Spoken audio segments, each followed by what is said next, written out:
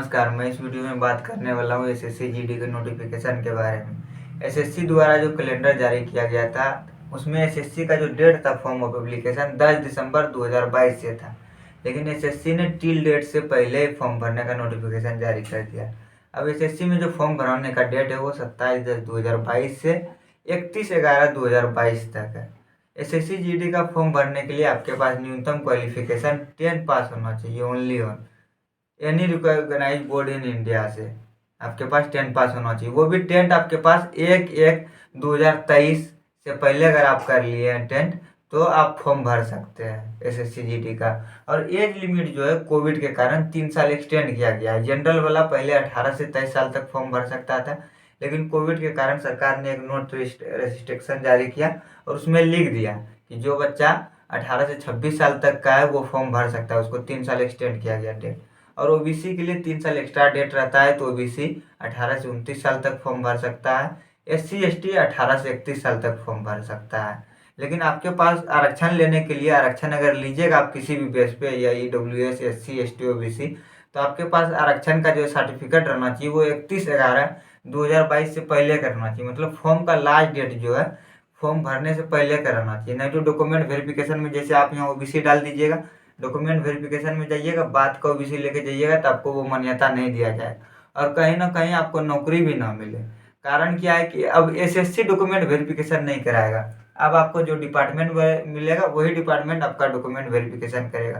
पहले SSC document verification कराता था तो जो लड़का ओबीसी डाल के जाता तो उसका ओबीसी मिस्टेक रहता था तो उसको यूआर में डाल दिया जाता। तो बहुत बच्चा क्या करता है, उसके पास स्टेट का ओबीसी रहता है और वो समझता है यही मेरा सेंट्रल में मान्यता है। स्टेट में ईबीसी और बीसी होता है, ओबीसी नहीं होता है, इसलिए वो मान्यता सेंट्रल में नहीं है। सेंट्रल का ओबीसी बनाइए, अगर ओबीसी लीजिएगा आरक्षण तो फिर आपका मान्यता होगा।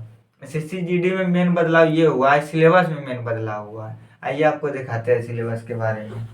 सिलेबस जो हुआ था पहले भी 25-25-25 मैथ रीजनिंग और जीके और हिंदी इंग्लिश था। अब जो कर दिया गया है, अब 20 में जनरल इंटेलिजेंस एंड रीजनिंग कर दिया गया, 20 जीके कर दिया गया और 20 मैथ और 20 हिंदी या इंग्लिश कोई भी एक ऑप्शन आप एग्जाम में दे सकते हैं। लेकिन पहले टाइम ड्यूरेशन 90 मिनट था, अब 60 मिनट कर दिया गया है। पहले नंबर ऑफ क्वेश्चन 80 था, अब नंबर ऑफ क्वेश्चन, पहले नंबर ऑफ क्वेश्चन 100 था, अभी नंबर ऑफ क्वेश्चन 80 है। लेकिन अब 2 नंबर एक क्वेश्चन पे मिलेगा, 160 नंबर का एग्जाम होगा, नेगेटिव वही रहेगा, 1/4 नेगेटिव रहेगा। लेकिन कहीं ना कहीं टाइम कम कर दिया गया है, लेकिन क्वेश्चन भी 20 कम किया गया है, इसीलिए टाइम किया गया है, कम किया गया है। तो इसमें बिगिनर्स बच्चा को जो होगा वो प्रॉब्लम होगा। बिगिनर्स बच्चा को सबसे पहले रीजनिंग पढ़ लेना चाहिए। जो भी बच्चा न्यू है उसको थोड़ा बहुत करेंट अफेयर्स और जनरल नॉलेज का थोड़ा बहुत ज्ञान रहना चाहिए। उसके साथ ही उसको हिंदी हिंदी बहुत आसान रहता है पढ़ने में, बहुत बच्चा को वो हिंदी पढ़ लेगा। और इस बात क्या है, मैथ का जो सिलेबस है, मैथ का सिलेबस में सिर्फ अर्थमेटिक पूछा जाएगा, ये ना कि एडवांस पूछा जाएगा।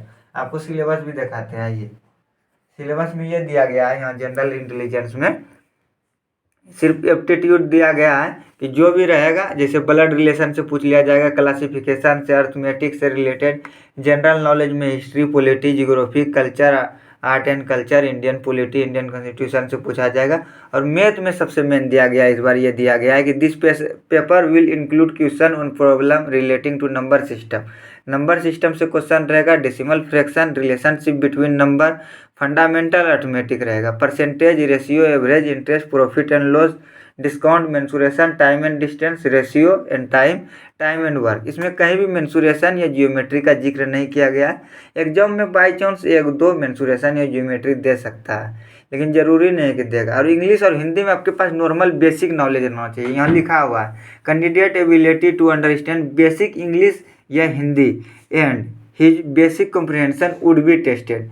इसमें कहा गया है कि आपको इंग्लिश या हिंदी का, इसीलिए हम एग्जाम लेते हैं कि आपका टेस्ट करते हैं कि आपका बेसिक कॉम्प्रिहेंशन किस प्रकार है। उसके बाद क्या होगा, क्वालिफिकेशन का पहला सीबीटी होगा, उसके बाद फिजिकल इफिशिएंसी टेस्ट होगा, उसके बाद आपको फिजिकल देने जाना होगा। फिजिकल जो होगा वो 5 किलोमीटर का दौड़ होगा बॉयज़ के लिए, 5 किलोमीटर 24 मिनट के लिए, फीमेल के लिए 1.6 किलोमीटर 8.5 मिनट दिया जाएगा।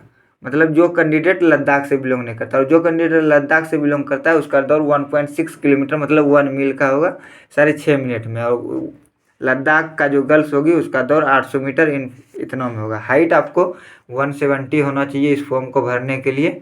अगर आप जनरल से बिलोंग करते हैं 170 होना चाहिए आपके पास। अगर एनसीसी का सर्टिफिकेट है तो एनसीसी सी वाला के लिए यहाँ दिया गया है, एनसीसी सी के लिए 5% का मार्क्स छूट दिया जाता है और बी को 3%, और ए को एनसीसी ए का सर्टिफिकेट अगर जिसके पास है तो उसको दिया जाता है 2 नंबर का छूट।